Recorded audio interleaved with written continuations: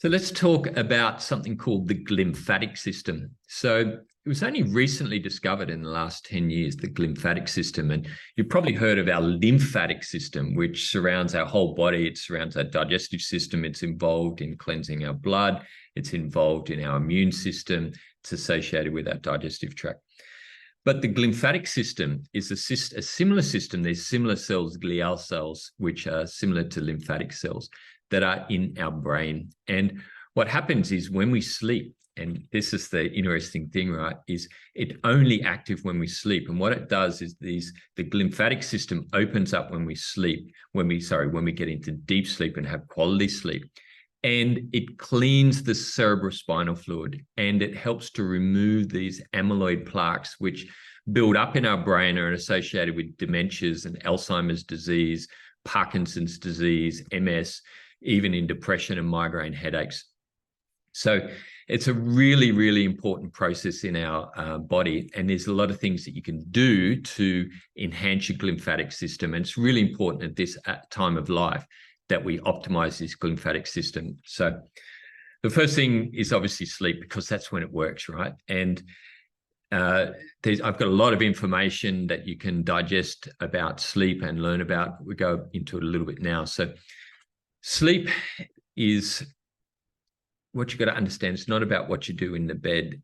It's important, but it's about what you do during the entire day. And everything I do during the day, I keep in the back of my mind, how is this going to affect my sleep? So it's about how much coffee you might be drinking. It's whether you're exercising. It's how you manage your stress levels. It's, are you drinking alcohol during the day or before bed? How much sugar you're having?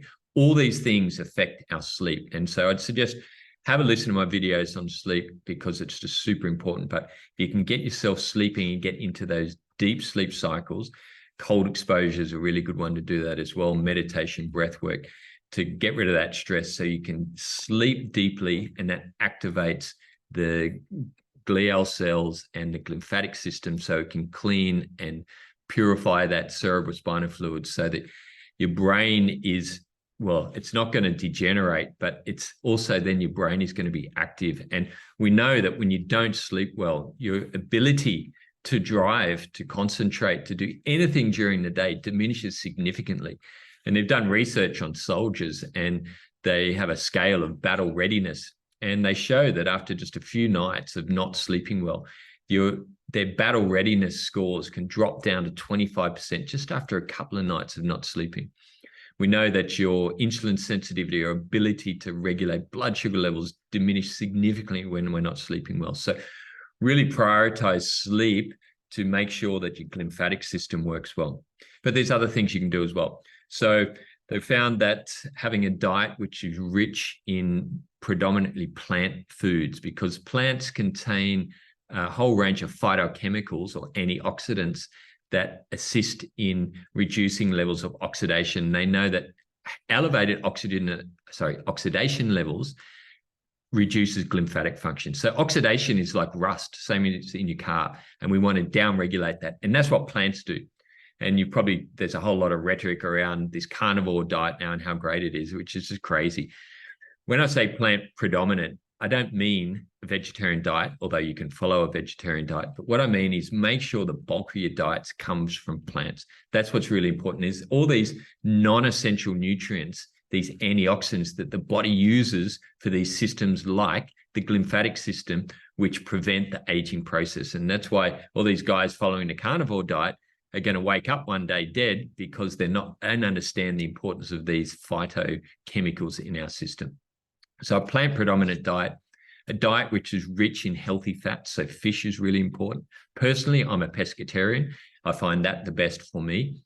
But also there's a lot of good fats in terms of avocado, nuts and seeds, and olive oil is all really important to nourish the nervous system, but important for the glymphatic system. So antioxidants, healthy fats, and then avoiding all those processed foods is really critical. Exercise is really, really key, and they've shown that exercise is important for that glymphatic system. Exercise reduces inflammation in your system. A lot of things reduce inflammation, diet, of course, but inflammation reduces the glymphatic system. So there's so many guys out there that have chronic levels of inflammation. This is really dangerous, by the way. So we want to try and downregulate that inflammation. We do that through a lot of different things. We have some supplements for that, but diet's really important. But exercise is one of the main things. What exercise does, it gets us, our body circulating, the circulation moving, and it reduces that inflammation. So we want to downregulate that inflammation. And then finally, well, there's many, many things, but finally is your digestive function, funnily enough. So your digestive system and your liver is designed to excrete a lot of our metabolic toxins and ingested toxins. So if you're not doing that correctly and you're constipated and maybe you're drinking alcohol, then those toxins get into our blood system, they get into our cerebral spinal fluid, and that can shut down the glymphatic system as well. So, you know, digestive health is really key. And a simple trick is having more fiber.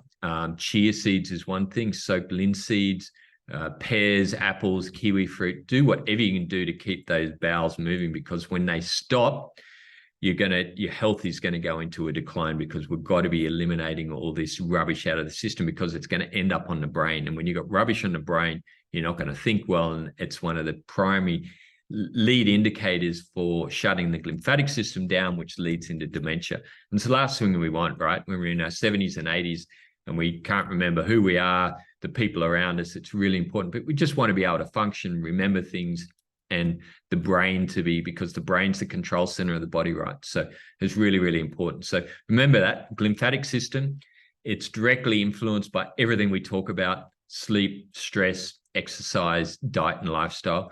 But remember that we want to try and support the glymphatic system to be able to function optimally and age healthily.